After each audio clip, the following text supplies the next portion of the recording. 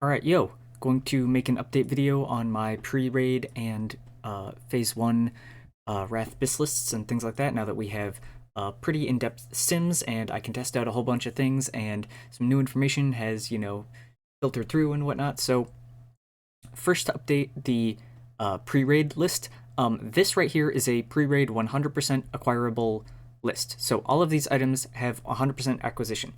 They're either rep items, Argent Crusade Exalted, Argent Crusade Exalted, or they're crafted. So Giant Maim is crafted, Dragon Fiend Friend Bracers or whatever are Worm Rush Accord. These are from badges. Belt also from badges. This is a crafting item, so right now I can confirm basically that you should probably go engineering and jewel crafting as your two professions. Tailoring is somewhat competitive early on, but falls off more as the expansion progresses, while jewel crafting actually pulls ahead and gets stronger. And jewel crafting is just more stats than blacksmithing and more flexibility or whatever. So there's not really a situation I can envision where you'd actually prefer going jewel crafting blacksmithing as a combo for the increased flexibility, just because engineering is realistically a pretty significant bit ahead. Anyway, if you aren't engineering though, the alternative 100% acquisition helm is this Headguard of Westrift. That comes from, let me double check here. Normal mode Oculus is the dungeon that comes from. A couple other items here. Holy Cloak of Holy Extermination. This could also be Embrace of Sorrow. That comes from normal mode Halls of Stone. If you don't want to spend money on crafted leggings, I believe the next best option is leather braced. Where are they? Here, leather braced chain leggings. Those come from normal Halls of Lightning. Rings, you kind of have three options. So there's stained glass shard ring, there's Ring of Scarlet Shadows. I can show that in here 1 second. And titanium impact band. There's technically Band of Kirantor, but I'm kind of assuming you don't want to buy, like, spend 8,000 gold on a ring that you're going to replace once you get into raid. If you don't want to spend money on buying impact band, you could buy Ring of Scarlet Shadows and stained glass shard ring. Both of these should be extremely cheap. I'm expecting like less than 100 gold within a day. The main thing you do want to spend your money on is greatness. Again, this is BiS through all of pre-raid, phase 1, and going into Ulduar. We haven't yet confirmed if they're buffing the drop rate in Ulduar of items or whatever, or not the drop rate, sorry, the item level of items in Ulduar. Whether this will last as far into Ulduar as we thought or not, so we can't really say that yet. Mirror of Truth, again, comes from badges. Zombie Sweeper Shotgun is also a rep item. I haven't seen this listed in a lot of guides. It's the identical same item to Pierce's Pistol, so you can RNG run your Caverns of Time heroics, and if you don't get them, or before you get Pierce's Pistol, for example, you could get Zombie Super Shotgun, and then you can trade Pierce's Pistol to someone else. If you want to spend the money, Messing Wary 4000 is technically an upgrade, but probably not worth it, realistically, because again, you're going to replace this as soon as raid weapons drop, and you're the first person in priority for them. Okay, so again, if you run this sim, this gets about 6,450 DPS. You can see that's listed over here in the right side. If you want to go for the actual pre-raid BiS, that setup gets a DPS of 6,770, so a gain of about 320 DPS there. Not super significant, but noticeable at the same time, right? So that's around, what is that, like 5% DPS or something overall. Should not have as many tabs open, apparently. But yeah, so that's the 100% acquirable list. Going over the main, like, actual pre-raid list, if this will load in a moment. We're waiting. Get there. Come on, get there. I guess recording puts a larger strain of my computer than I thought, especially when I have these things open. Not ideal.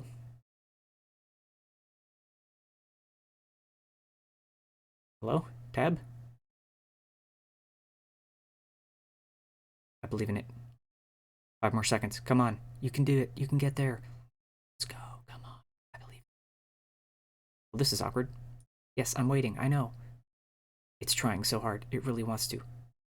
Show the list. You can do it. Well, sorry. Didn't expect this would be an issue. There we go. Okay, finally. This list is pretty much identical to what I showed in the previous videos. I've just swapped the helm away from Plunderer's Helmet, since engineering's pretty confirmed now. You probably want to craft your site Ice Blinders. It's pretty strong, and it'll last you pretty well into raid. And now that we're going jewel crafting, Dragon Slayer Sabatons are just a tiny, tiny, tiny upgrade over twin-headed boots. If you get one or the other, just be happy. Realistically, you won't notice a difference. The difference is like 5 DPS between them or something. But it's convenient to have 2 other red slots so that you can slot in your 34 agility gems. And yeah, that's it. So this is the P1 list. Again, 6,770. Or sorry, this is the pre-raid list. Yeah, cool. Okay, next up. So the P1 this stuff is a little bit weird. So if you're playing survival, survival is right now, based on sims and everything else that we know, it's roughly 3% DPS ahead of Marksman. However, Marksman is significantly stronger in cleave, AoE, trash, blah blah blah, and so you basically, as I said the whole time, and people said I was crazy for, even though survival is like 5 to 10% DPS ahead, realistically it's not. It's only 3%, right? Is the MM is much closer. You could play either one. Realistically, no one will notice a difference in your raid if you play either one. The only reason you would play Marksman, or need to play Marksman, I should say, is if your raid lacks the True Shot aura buff and your raid needs that buff, then you should play Marksman. If your raid lacks replenishment for some reason, you don't have like whatever, Shadow Priests, Ret Pally, I forget what else brings that buff. Shadow Priest, Ret Pally, I guess a Destro Warlock. Those are the main 3. Or whatever, in addition to yourself, then you would play survival, right? Okay, so again, if I do this sim, it's not quite set up to do this right now. I have to go in and change those 2 things. So these are the talents right now. You would run 0 out of 3. So if you're running, this is set up for Night Elf right now because that's what I'm running with. If you are Horde, you would simply drop that thing in the setting, this here, Heroic Presence, and you would swap probably this improved Stings talent over into Focused Aim, because I think that's where the extra talent points are coming from. So now if I sim this should take a while, but this should end up giving us roughly about 8,395 DPS. Right now, the settings I'm simming under are 150 second duration, that's 2.5 minutes for a 30-second variance. I'm not including sapper charges because you're going to be spending those on trash, and again, we can see that's exactly what I've got listed here. Now, interestingly enough, this is also, so that's the survival BiS list, right? If you don't have greatness, your next best option here is actually Fury of the 5 Flights. That's your 3rd BiS if you don't have greatness here. But this is like a pretty set in stone list for survival. There's not really a switch you want to make outside of the greatness swap. We can also confirm Journey's End is BiS for both Marksman and survival now, so that's confirmed. And now here's the most important thing. Marksman, previously I was recommending going 0 piece in the set and getting the blue aspect helmet and the upstanding Spalter's shoulders, right? And then all these other items are the same. I possibly was recommending Great Ring of Collision over Strong-Handed Ring, but either way. Anyway, so those are the only items. But now, this BiS survival setup, so this is all confirmed, but this is like 100% confirmed for survival. There's not really much swaps you want to make. Again, if you don't have greatness, you would swap that for Fury of the 5 Flights. That's the only swap you would do. Bandit's Insignia, I think, is a little bit behind Fury of the 5 Flights, and then there's kind of like a big drop-off after those 2 trinkets mainly. But, so this is also a close to BiS Marksman setup. So if you're going to go for quote-unquote one setup that is very, very strong for both, this would be the setup to go for, okay? Is this setup with Mirror of Truth and either 0 points or 1 point in this talent. So this talent, or this gear setup, is also flexible for Alliance and Horde. However, there are a couple Marksman setups that are slightly like equal to this or ahead of this, but only slightly. And some of them aren't as flexible for Alliance versus Horde. So some of them have 0 points in the hit talent, and some have all the way up to 3 points in the hit talent. And basically the swap comes from, depending on whether you want blue aspect helm or the tier helm. So for MM, you actually do want the helm. Here, you always keep the tier shoulders now for both specs in pretty much all of these gear setups. It's just better or basically equal to the upstanding spalders. Wow, this is really laggy for some reason. I did not expect recording would be that much of an issue. Oh, maybe it wasn't laggy, I can't tell. Anyway, but the main swap you do as MM is you swap these 3 items: gloves, strong-handed ring, and Mirror of Truth. Okay, those 3 items. And you're going to swap them for Grim Toll, Great Ring of Collision, and the tier gloves. These tier gloves here. So if you swap those 3 items, and technically the helm. So those 4 items are basically all swappable between each other. Let's go with this, I think. Yes. So we have helm, gloves, ring, trinket are all swappable from each other, and all of those have 2 options for that slot. So you basically have 4 slots and 8 total items that you can swap between, and all get basically nearly identical DPS in combinations between them, and all that changes is how many points you're putting in the hit talent, mainly. And so, but if you have some combinations of those, you can't put an extra hit talent in here because you need all 3 as Alliance, right? So then you would have to start losing agility and swapping some gems around. So you can swap like the belt gem, you can probably swap the gloves, and the helm would be the 2 best slots in addition to belt to swap, and you would swap these to either 8 agility, 8 hit gems, or all the way to 16 hit gems, depending on what you need to get. You can also swap this Nightmare tier out of the legs and into the chest and gain 6 hit rating that way. So whereas these you can only gain 8 increments of 8 hit at a time, with this you can gain an increment of 6. It is pretty much better now to always go above the hit cap rather than being below it. Even if you're only below it by like 2 rating or whatever, going above and wasting 6 hit rating points or whatever just to get above the cap is very important. Now the reason for this is because I'll continue going on here, sorry. So one of the best setups is going Mirror of Truth with Marksmanship with 3 points in the hit talent. And I'll let that load in here for a second. It'll apparently take a long time.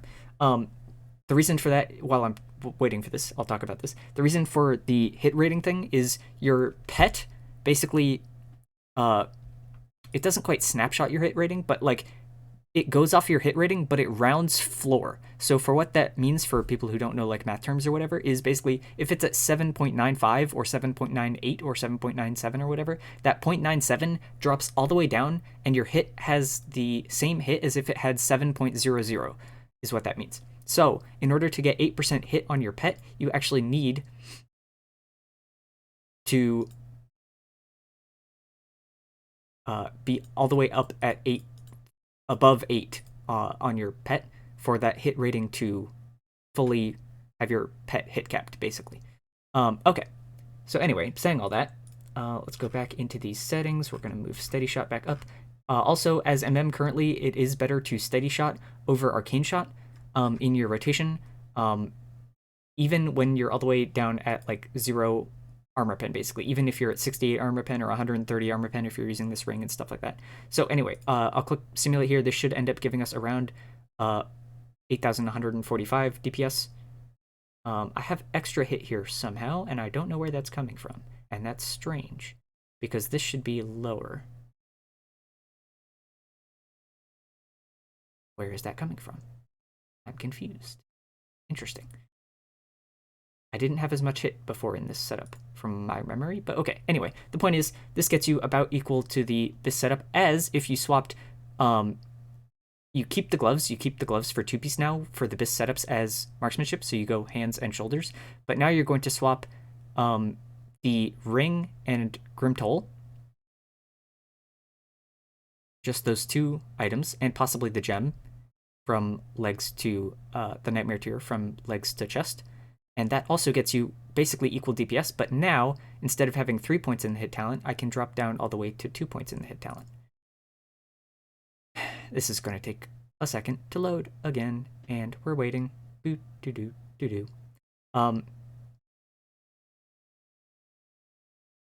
so those are the 2 BiS setups for Marksmanship Hunter right now. Obviously, as Horde, you can't use the 3 out of 3 Mirror of Truth one, so the benefit of Mirror of Truth, obviously, is that you don't need Grim Toll to drop to be in your quote-unquote BiS setup, right? So you can gear up slightly easier as Alliance because you don't need Grim Toll to drop, or for you to get the Grim Toll trinket, like, as your loot, whatever, priority in your guild. Horde, basically, now your BiS setup as Marksmanship specifically would be to go for Grim Toll. However, for Horde, your BiS setup, if you're going survival, doesn't include Grim Toll. So if you're Horde, you kind of maybe want to stay survival more, or like it's complicated. Anyway, but that's the point. So yeah, again, we swapped the gem from our legs into our chest piece now. We swapped the ring and Grim Toll now, and we are significantly above the hit cap. We're at 11 now. So now we're going to do the same thing. The best points to put the talent, even if you're the only hunter, is to put them in improved hunter's mark, right?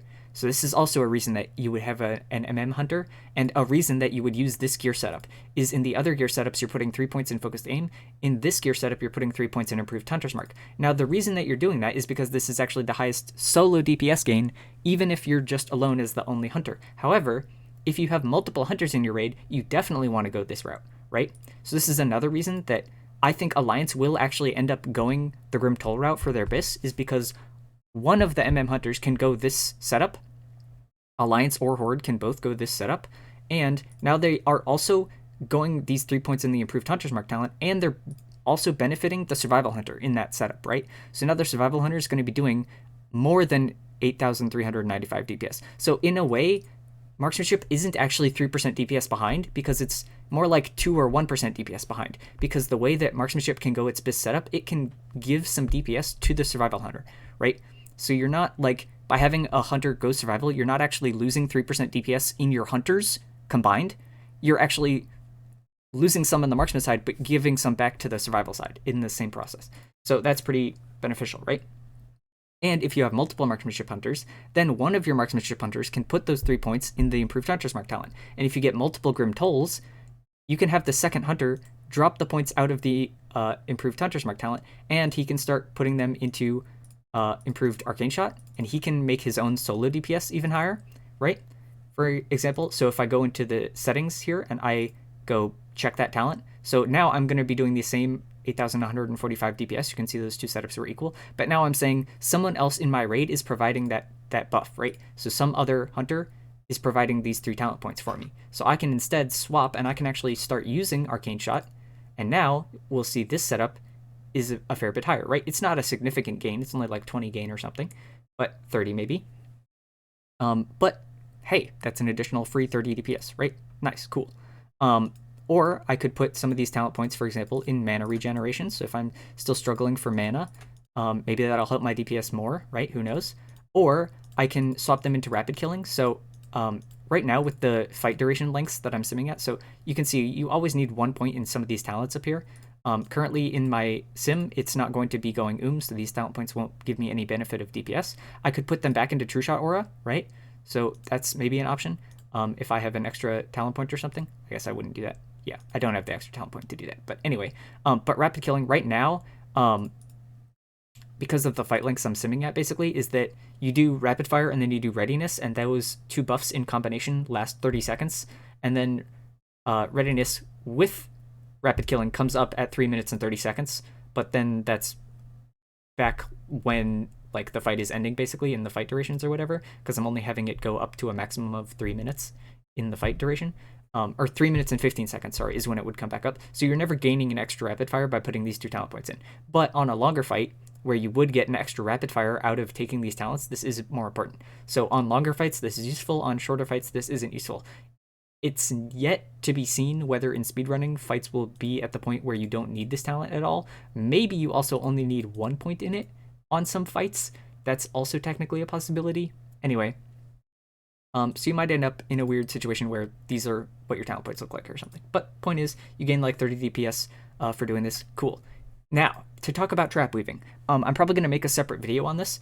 But even when you are going the 3 points in Hunter's 3 points in Hunter's Mark or whatever, you're the solo hunter in the raid, you're not getting the buff from somebody else, right? And you're going this setup, and so your priority is steady shot above arcane shot, right? Even in this setup, you will be casting arcane shots. Now let me explain why. So I probably need to do a separate video on this just to make it more understandable for people, and it's not hidden behind a long video that's now already, whatever, 19 minutes in. The reason you use arcane shot, you have kind of 2 main timers, basically. I think of them as musical beats almost. And so you have a timer of your ranged attack speed, right? And so this is like 2 to 2.5 seconds in that range. So you have a beat of like every 2 seconds I'm autoing. Every 2 seconds I'm auto attacking. Every 2 seconds I'm doing an auto shot, right? So that's kind of 1 beat going on. And then in addition, there's a second beat on top of it that's unrelated to the auto shot timer at all, entirely anymore. It doesn't matter. But there's the GCD beat of like 1.5 seconds. So those 2 beats are sometimes beneficially in sync and sometimes not beneficially in sync for when you want to trap weave.